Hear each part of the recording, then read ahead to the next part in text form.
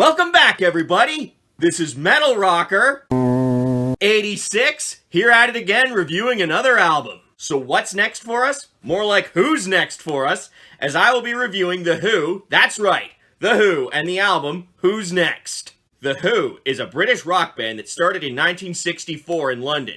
They have released 12 studio albums to date, and Who's Next is one of them. On to the album. Who's Next was released on August 14th of 1971, and was the 5th studio album released by The Who. It consists of 9 songs and altogether is just under 45 minutes long. Originally, Pete Townshend was writing a script for a movie called Lifehouse, which was set in the future and was where humanity was enslaved but saved by a rock concert. Due to lack of funding, the project was cancelled, so The Who ended up releasing their best-selling album, Who's Next? On lead vocals is Roger Daltrey. On bass, brass, vocals, and piano for the song My Wife is John Entwistle. On drums and percussions is Keith Moon. And finally, on guitar, VCS3, organ, ARP synthesizer, vocals, and piano for Baba O'Riley is Pete Townshend. Now on to the songs, all of which were written by Pete Townshend except where stated otherwise. The first song on this album was also released as a single. It's called Baba O'Riley. It's also often mistakenly called Teenage Wasteland. Instrumentation. The song starts off with a very cool organ intro, and then the pianos come in, making it an amazing intro. The guitar doesn't start until around the minute and 40 mark. The song title comes from Pete Townshend's spiritual guru, who went by the name Meher Baba. The second part was named after a composer that Pete admired named Terry Riley.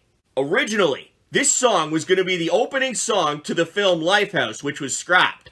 This was an awesome song to start the album with. The next song is called Bargain.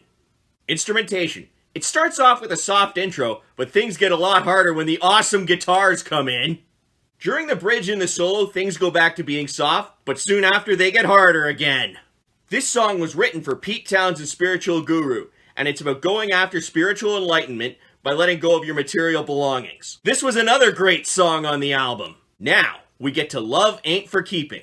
Instrumentation. Things get a little softer here and it has some nice acoustic guitars in it. This was also going to be part of the Lifehouse project and the main character was going to sing it. The song is about not keeping your love inside and sharing it with others. This was another good song on the album. Now we get to the only song on this album that was not written by Pete Townshend. It was actually written by the bassist John Entwistle. It's called My Wife. Instrumentation. Things get a lot harder in this one with the cool guitar riffs and drums. The song is about a guy who's been gone for days partying and his wife worries he is cheating on her.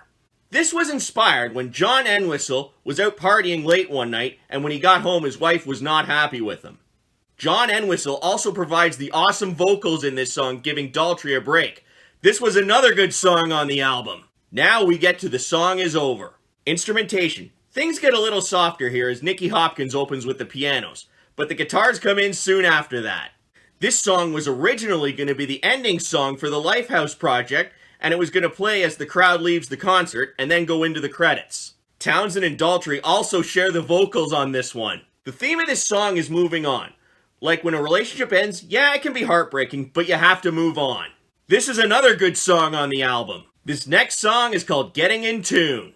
Instrumentation. It starts out with some very soft piano and vocals, but gradually things get more up-tempo and some hard vocals come. Then it slows down and speeds up again. When Townshend wrote this song, he was having an internal battle with what he needed to do spiritually and what he was doing in the music industry. This song describes a bit of that, as well as how powerful music can be.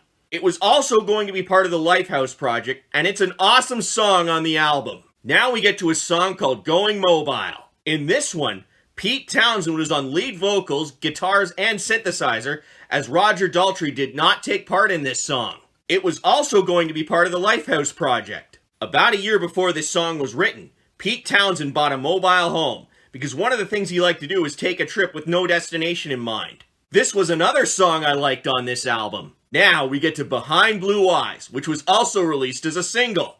This song starts out soft with some acoustic guitars and sad lyrics for about 2 minutes. Then it goes into some hard guitars and vocals for about a minute, and then goes soft again to end it. This song was also going to be part of the Lifehouse project, from the point of view of the antagonist, who felt he was a good guy but was forced to be the bad guy.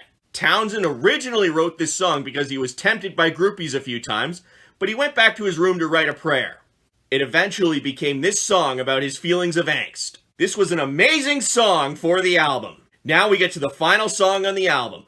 It was also released as a single, and it's my favorite song on the album, Won't Get Fooled Again.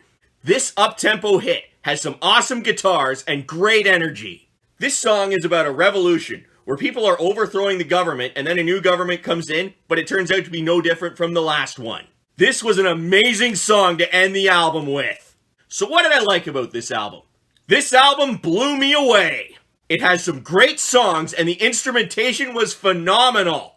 While it would have been cool to see that Lifehouse film, this album was a really good trade-off. I also really enjoyed how they were able to change the tempo in the middle of a song a few times. With respect to the song order, they nailed it, and it went out on a bang.